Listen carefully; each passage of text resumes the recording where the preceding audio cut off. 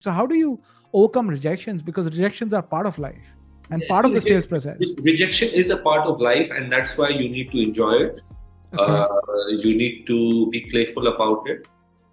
So the guys who left dogs behind me, I carried dog cookies, but now I'm very friendly with dogs. I love dogs. If I see a dog, the other day I was walking on the beach. This there's a Rottweiler. I just looked at it, smiled. It started wagging its tail. It came. I started petting it, and the person with the dog, she was telling me, she says, he's very ferocious. But I said, no, I'm friendly now, friendly to the dogs. But I think again, coming back, your spiritual process helps a lot. So, for example, I read the Gita. Mm-hmm. And one thing in the Gita is, it's happening on the battlefield, and Arjun is confused, wherein Krishna is telling Arjun, that you simply do your dharma, do what you are meant to do.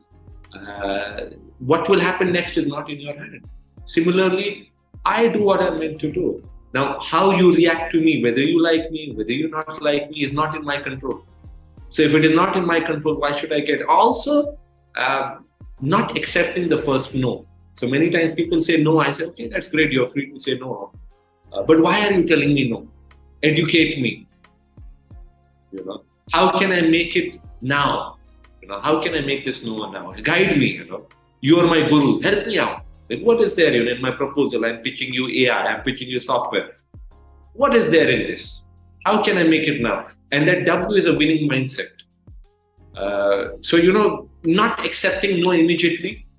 Just ask, okay, why are you saying no? Am I that bad? Am I that bad a person? Because, and when you strike a friendship, when the other person feels nice with you, they'll tell you, what, Yogesh, it's great, but I don't think you have this feature. Your competitor has this feature. For example, they have this module. You guys don't have this. I said, it's great. You told me we can develop this module. You can guide me with your problem. We can customize it for you.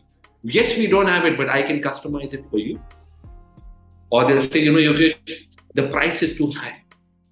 I said, okay, the price is too high, but too high compared to what? Can you educate me more? What do you mean by this? And you take them on a journey. And usually it's not, you educate them. Okay, if you're buying a meal, let's say you want to take your wife out for a dinner. Will you take her to the cheapest place, or will you take her to a place where the food quality is good? What if I offered you a dinner to a place which is super cheap, but she risks food poisoning? Would you do it? No. So, then you take them on a journey. Say, okay, this is I'm not saying the other guy is going to give you food poisoning, but this is what it is. We are great quality. Check out our customers. Speak to them. I know we are more expensive than the other guy. I know that. But why don't you check? Why do you think we are more expensive? Check it. So, you have fun with it, and like anything, you practice it. Anything is a science, Yeah. If you practice it, you build that muscle.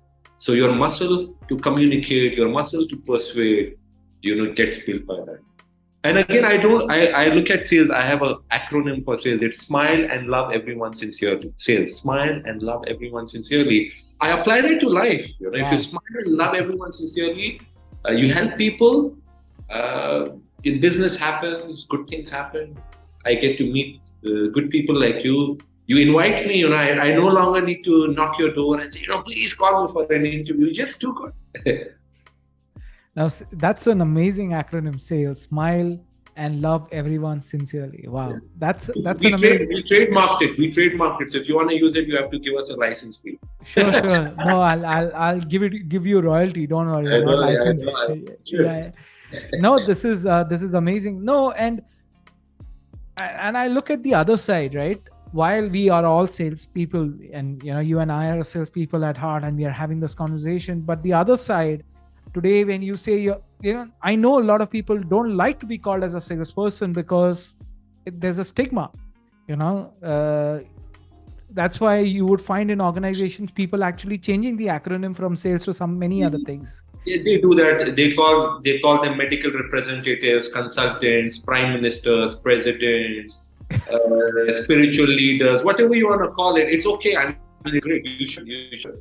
But doctors, everybody, artists, movie stars, everybody is selling. You don't have to. I mean, there's nothing to be ashamed of. As long as you're doing something. If you're selling a property to 3 people at the same flat to 3 people, yeah, you got to be ashamed. But if you're doing something ethical, you're solving problems, you're changing the world. I mean, because of somebody who sold me this laptop, who sold you the mic, who sold you the headphones, we are able to have this conversation. Because somebody is out there selling, you get breakfast on your table, you have manufacturing going. Any job, anybody who is working today, right? You might be anybody in a job. If somebody in the company is not selling, you won't have that job. Your school fees are being paid by somebody who's selling, right? Your kids' school fees, everybody. You're selling a service, you're selling something, so what's there to be ashamed of? I hope you enjoyed this clip from my podcast series called Masters Decoded. The intention of bringing these clips to you is to allow you to understand some key moments of the conversations I've had with my guest.